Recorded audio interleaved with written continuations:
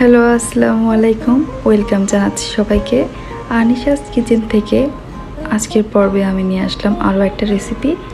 আজকে আমি আপনাদেরকে খুব সহজভাবে একটা মাছ রান্না করে দেখাবো। আজকে আমি টমেটো দিয়ে মাছ ভুনা করে দেখাবো। আশা করি আপনাদের সবার কাছে আমার মাছ রান্নাটা অনেক ভালো লাগবে। চলুন দেখে আসি আমি কীভাবে রান্না করি। আমি মাছগুলোকে ভালোভাবে ধুয়ে এটাতে লবণ, হলুদ আর মরিচ মাখিয়ে রেখে দেবো একটু। এরপর আমি একটা মশলা তৈরি করে নেব। এখানে আমি একটা বড় সাইজের পেঁয়াজ কেটে নিয়েছি 2 ভাগ করে। এরপর আমি 2 টুকরো এখানে রসুন দিব, হাফ আদা দিব। আমি আদা রসুন দুইটাই ইউজ করি মাছে, অনেকে আছে শুধু রসুন দেয়, আমার ভালো লাগে এটা দিতে। এরপর আমি 5-6টা কাঁচামরিচ দিয়ে দিচ্ছি। এরপর আমি এখানে একটু পানি অ্যাড করে নেব।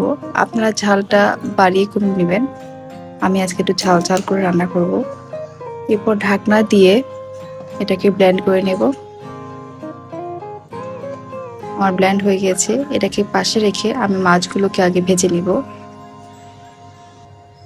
আমি একটা প্যান দিয়ে এটাতে তেল দিয়ে দিব।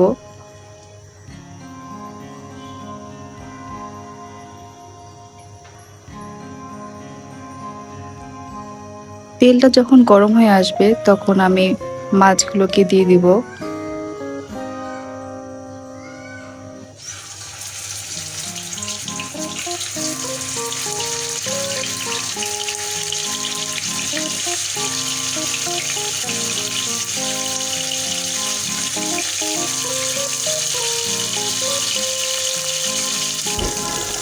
মাছগুলো আমার যখন ওই পাশ ভাজা হয়ে যাবে তখন আমি এটাকে উল্টিয়ে দেব। বলে রাখি, মাছটাকে আমি বেশি একটা ভাজবো না। মাছ বেশি ভেজে ফেললে টেস্টটা নষ্ট হয়ে যায়, মাছের মধ্যে জুসিনেসটা থাকে না। আমি এখন মাছটাকে উঠিয়ে নিচ্ছি।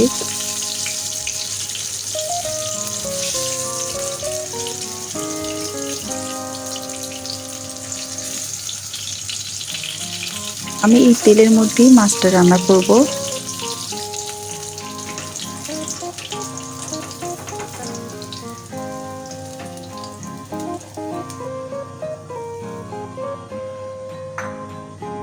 এবার আমি কুচি করে রেখেছিলাম হাফ কাপ পেঁয়াজ, এটা আমি দিয়ে দিব।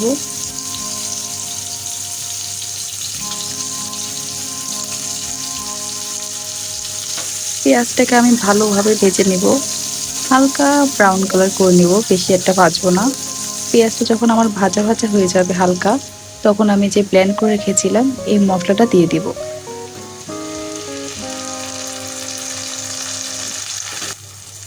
এটাকে আমি ভালোভাবে কষিয়ে নেব যাতে এর কাঁচা গন্ধ না থাকে। এখন আমি ইউজ করে নিচ্ছি 1 টিস্পুন হলুদের গুঁড়া। আমি এখানে মরিচের গুঁড়া নিয়েছি 3 টিস্পুন, আপনারা বাড়িয়ে কমে নিতে পারেন।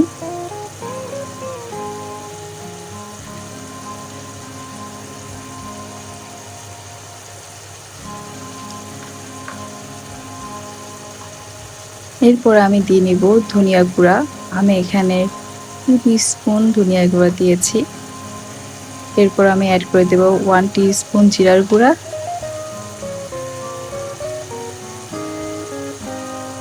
এরপর এটাকে ভালোভাবে আমি কষাবো।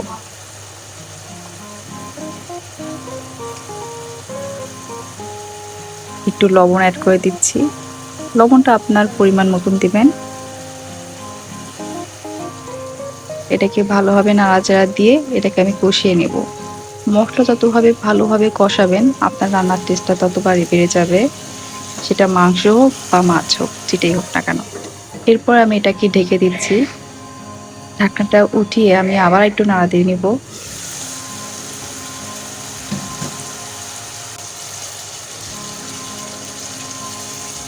মশলাটা যখন কষিয়ে তেলটা উপরে উঠে আসবে তখন বুঝবেন আপনার মশলাটা ভালোভাবে কষে গেছে। আমি দেখিয়ে দিচ্ছি আমার মশলাটা কষে গিয়েছে। এরপর আমি এখানে অ্যাড করে দিব কেটে যে রেখেছিলাম লম্বা করে টমেটো। আমি এখানে 2টা টমেটো নিয়েছি। আমি এটাকে দিয়ে ভালোভাবে মশলার সাথে মিশিয়ে নিব। এটা কষানোর জন্য আমি এটাকে ঢাকনা দিয়ে ঢেকে দিব। 2 মিনিট পরে আমি আবার ঢাকনাটাকে খুলে এটাকে নাড়াচাড়া দিয়ে নিব।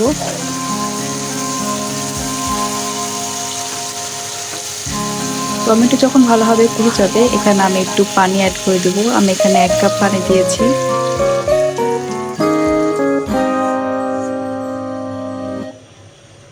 এরপর ঢাকনা দিয়ে আমি আবার 5 মিনিটের জন্য আটকিয়ে রাখলাম। পানিটা যখন বলক উঠে আসবে, তখন যে আমি মাছ ভেজে রেখেছিলাম ওটা আমি দিয়ে দিব। এটাকে দিয়ে আমি এখন ঝোলটাকে কমিয়ে নেব। চামচের সাহায্যে আমি এটাকে একটু ভালোভাবে নাড়াচাড়া দিয়ে নিব, যাতে মাছের মধ্যে ঝোলটা প্রবেশ করতে পারে। আমার মাছ রান্না প্রায় শেষ, দেখতেই পাচ্ছেন। আমি এখন এটাকে পরিবেশন করে দেখিয়ে দিচ্ছি।